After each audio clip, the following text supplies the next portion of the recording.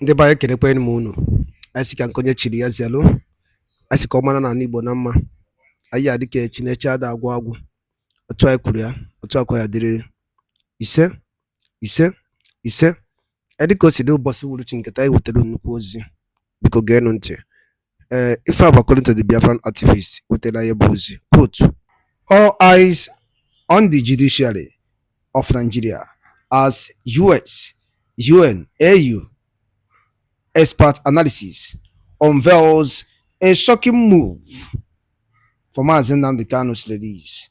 All right, ka gigodi ya bụ ife ụmụnna ji maka ya wee bịa n'iru akwụkwọ according to the Biafran activist. Dịka ihe gị ga-esi drop right feature n'ụdị nke gị. All right, over to you, sir. To see what will come out in the court, then we will know where to proceed. You know, people are like asking me, Pastor, do you expect any positive? Yes, everything online, they are trying to get your opinion, their reaction on this. You understand? I was like, they should hold on. This urgent call is somehow strange, but we must not conclude in analysis. We should hold on and hear them first. You understand? Because the woman coming back again was the person that saved herself from the case. Coming back to the matter again means that there is something fishy or about to happen, but you must not just run into conclusion without first and foremost hearing, you know, the angle or the axis or the point that the court is coming out from. And yesterday, you and I have witnessed what has happened, the way the whole thing has went. That I know the reactions of Mazi Nnamdi Kanu, even in the court, even towards his own defendant, the lawyers, you know, and some persons has come out and was like, Kanu was so arrogant or whatsoever. On the other point of my own view, Kanu is not that arrogant. He has been visiting court and he has been facing tortures and trials. Onye ka ọ ga-abụrụ ka ọ ghara iwe iwe. Onye ọ ga-abụrụ ka ọ ghara ime otu o si wee mee. You cannot beat a child, expect that child to close his mouth. So if you watch his reaction, it simplifies or indicates how he has been feeling or the things he has been going through, the trauma that has been going through him in DSS, you know, something that is not normal. And you people are calling on, you know, let's follow the law. And according to the law, how can you that violated the law coming back to use the law against me? You don't understand? You cannot commit a crime and at the same time you want to judge me over a crime again. You understand? You can't, it's not possible. Let me give you this hint. It's only in Nigeria that all this nonsense are taking place. In America, you can never be a prisoner and come out and become a president. Many places in the world. But in Nigeria here, you see prisoners, you see crime criminals becoming a president. You understand? So now, you, Benta Nyako, you have removed your head, withdraw yourself from the case. In other words, you have surrendered. According to the law, you don't have that right again to come back again on the matter. You don't have that right. That is what Mazi Nnamdi Kanu was trying to prove yesterday, which I see that the lawyers, his defendants, they don't know that. And they are like, to welcome it. So he was like proving it to them, letting them to know, no, you dare not welcome this. Excuse me, that's when please do not admit this. It's against the law. Even against the law of Nigeria, that if you watch it, they carry out this thing and was showing it to everybody. I want you to see it, that this woman has violated the law of the country. So you that violated the law, being a judge, that's why he opened up and told them that you people don't know the law. You know nothing about the law. Even the law of the land, you know nothing about it. So let me show you and let me prove it to you. So he collect the paper, he show it to everybody. You know, those that are online, those that are present there, those that have the opportunity to witness, to see. You know, what happened yesterday, the whole world is watching. Wow. The whole world is aware. The whole world knows that the young man that appears yesterday in the court was fighting for his right. And he said it openly that I did not offend or go against the law. Agitation is not a crime.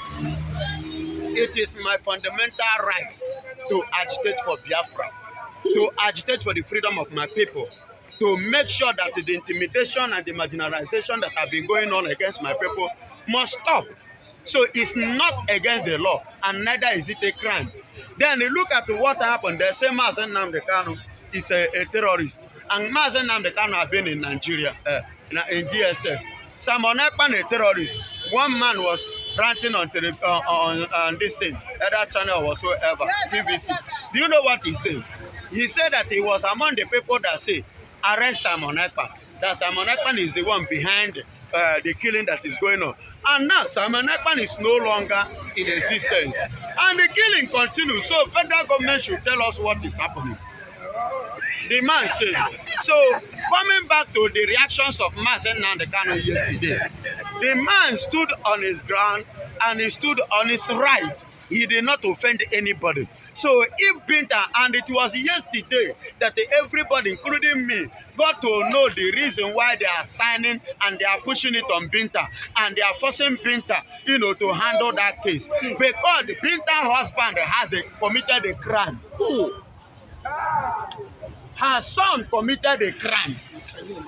And for the safety of her husband and her son, they are pushing her to conclude and to jail Mazen Nnamdi Kanu or to put a death sentence on Mazen Nnamdi Kanu. And according to the law, you dare not do that.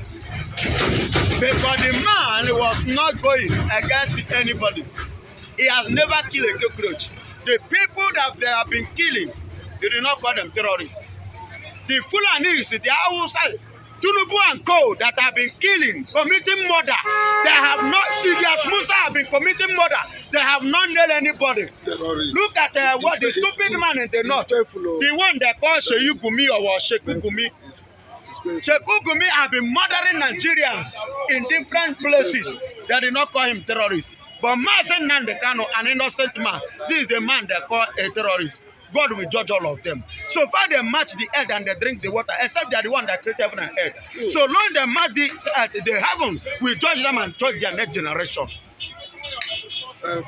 Pastor, as it stands now, Nnamdi Kanu is not going to give up on one this stupid matter. Man, the former aide, Shade Ahmed or whatsoever they call it, the former aide to Buhari said that Mazen Nnamdi Kanu was arrogant. Arrogant in what sense? When you are denying a man his fundamental rights, you say he should not react. When you go to the villages of the brother and take the life of his family, and you expect him not to react, you kill and murder his brothers, his father, his mother, his family, damage his home. You say he should not react. You tag him a terrorist which he has never for one day practiced. You say he should not react. And you went to his village currently now in the east. Do you know how many people that have died by the Fulanis? You say he should not react. Who does that? I want you to put yourself in that shoe. If you are the one, how will you feel? No, put yourself in that shoe. As it is to me now, I am not happy. I can slap anybody. Make address. Yes, Pastor, it's quite emotional, honestly. But we're seeing the Yorubas, so many people are celebrating Mazen Nnamdi Kanu bravely yesterday. Even the Yoruba people are celebrating Mazen Nnamdi Kanu without confrontation, live confrontation without any reservation. We are at this point, and Mazen Nnamdi Kanu is taken suspended indefinitely. Until maybe we're not going to see him, and possibly, God forbid, Mazen Nnamdi Kanu dies. What do you think is going to be the fate of the Eastern governors? My brother, nothing will happen to Mazen Nnamdi Kanu. I am outside and they talk. I don't send anybody. Anybody that want to tell, make a contact, thunder fire that person.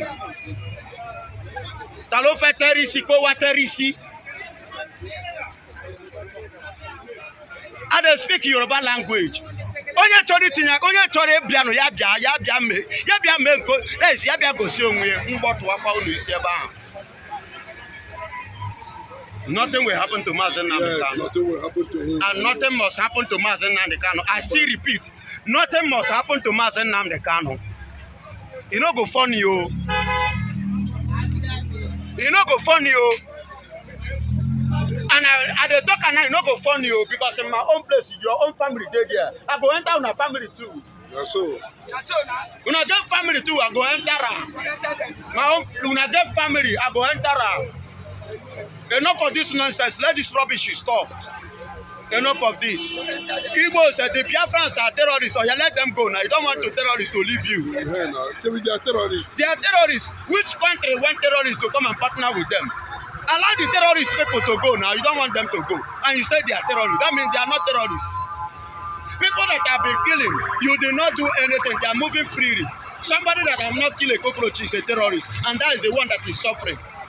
Let me tell you this. The paint and narco crime, a husband and son crime, is why they are pushing the woman to commit. But even if you give Mazi Nnamdi Kanu a death sentence, nobody will lay hand on Mazi Nnamdi Kanu. I repeat, nothing must happen to Mazi Nnamdi Kanu. Finally, Tinubu and the Eastern governors, what do you want to tell them finally? Tinubu and Eastern governors, at this point. Tinubu and Eastern governors, one of the stupid governors come with Fronye Furefu.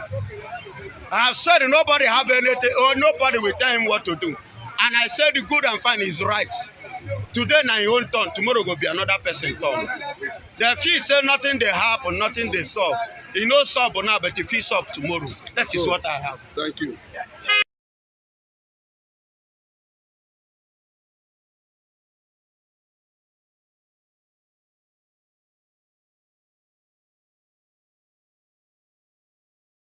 Aisha Isufu has tasked Imo State Governor, Enugu State Governor, Anambra State Governors. Stop blaming gunmen. You are the CEO of your state. You are the executive governor. Now, since you go to Abuja to collect money, then take responsibility for the insecurity in your state. What do you have to say about it? Now, thank you for that wonderful question. I think being the governor of the state, you have every power for you to make sure that you get security votes from the federal government. By so doing so, what are the governors doing with this money? Stop coming out to tell the people that there is insecurity in my state and that unknown government have been killing. The government need to take action and put an end to all this and stop apportioning blames. The people you are apportioning blames to are the people who their lives and properties are entrusted in your hand as the chief security officer of the state.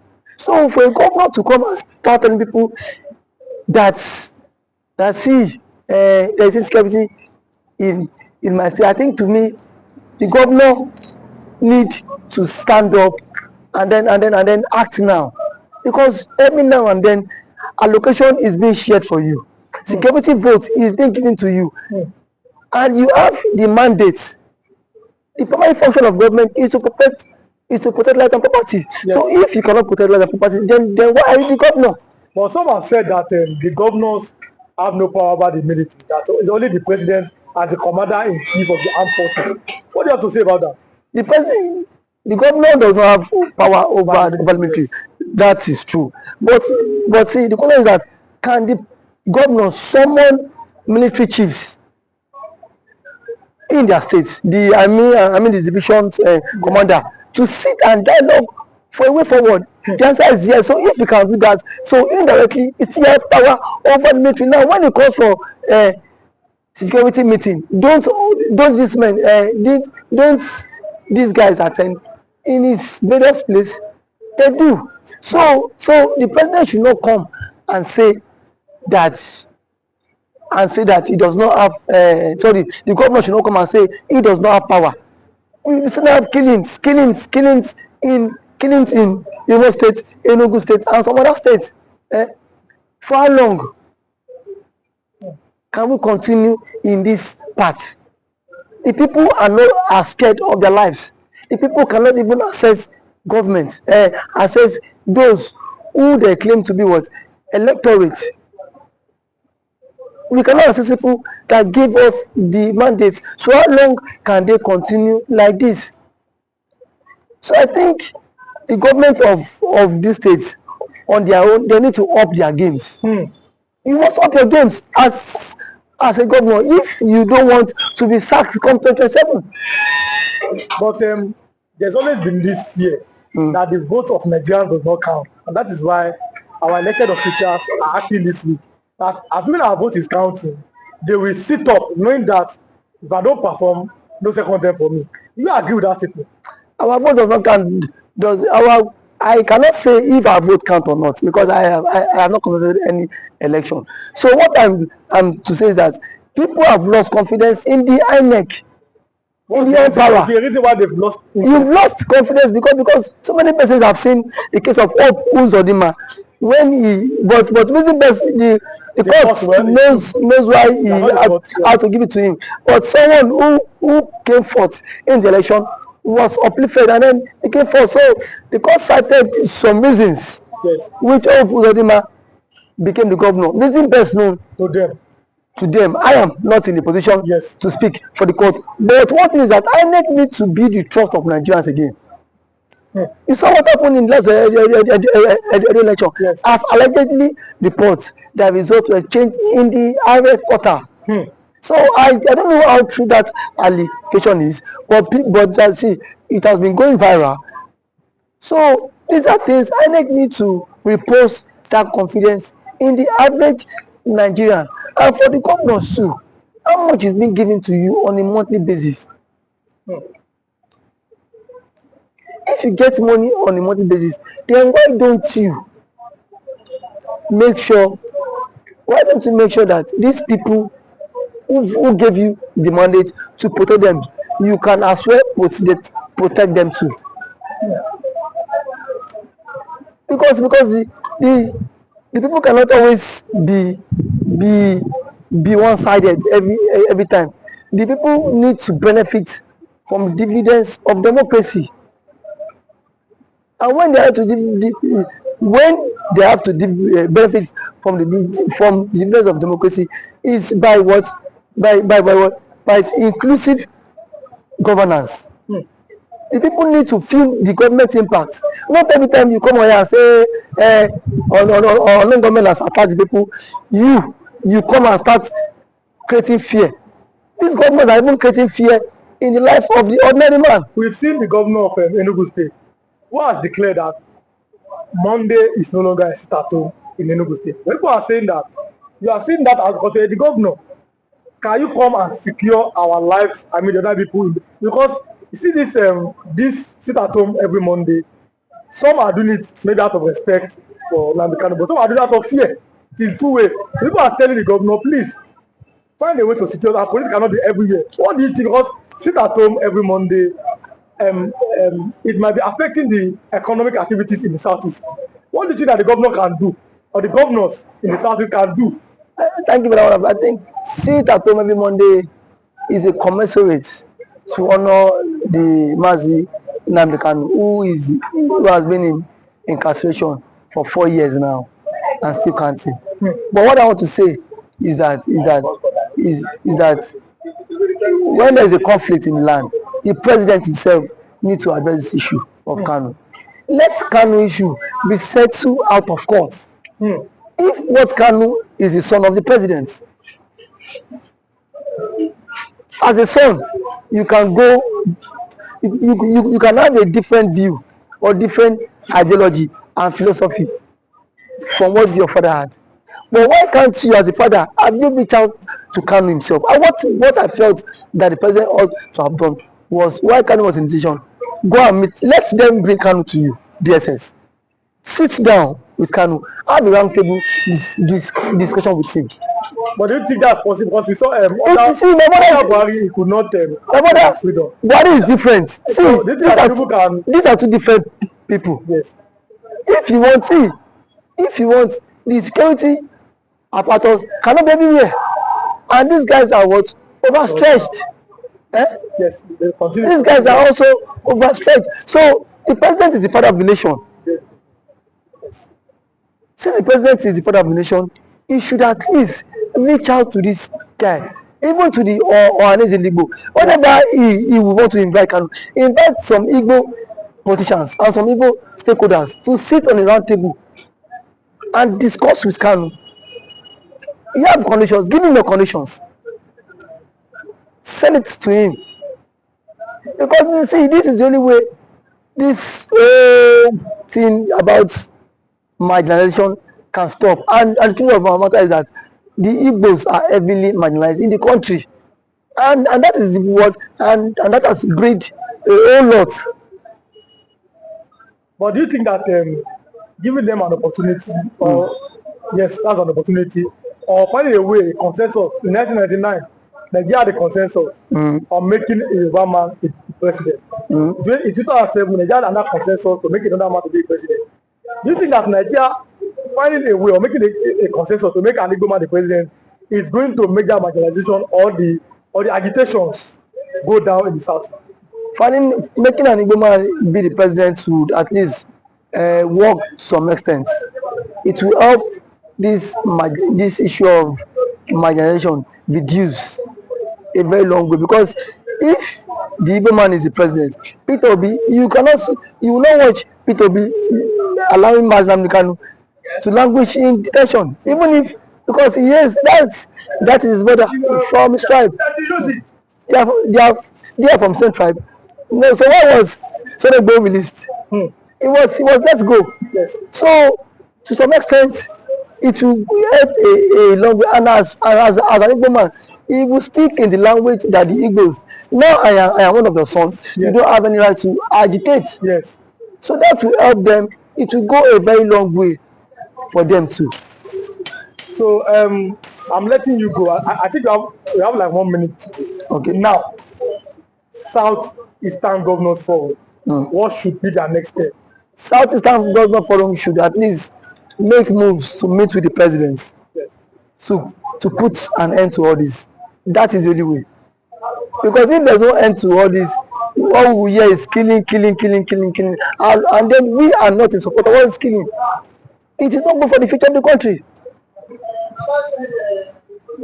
It's not good for the future of the country. Okay, thanks for coming. Thank you for always having me. Ndị be anyị kwadalụ niile n'ụdịkunu si wee na-esore anyị n'iru akwụkwọ na ife anyị na-eme na Eastern News 24 ka efi uriku gbasata maka ya bụ ife ndị a niile ịnụrụ n'oge ugbu a n'iru akwụkwọ dropụrụ anyị fiche n'ụdị nke gị ngwa nke emesịa na ụmụnne m.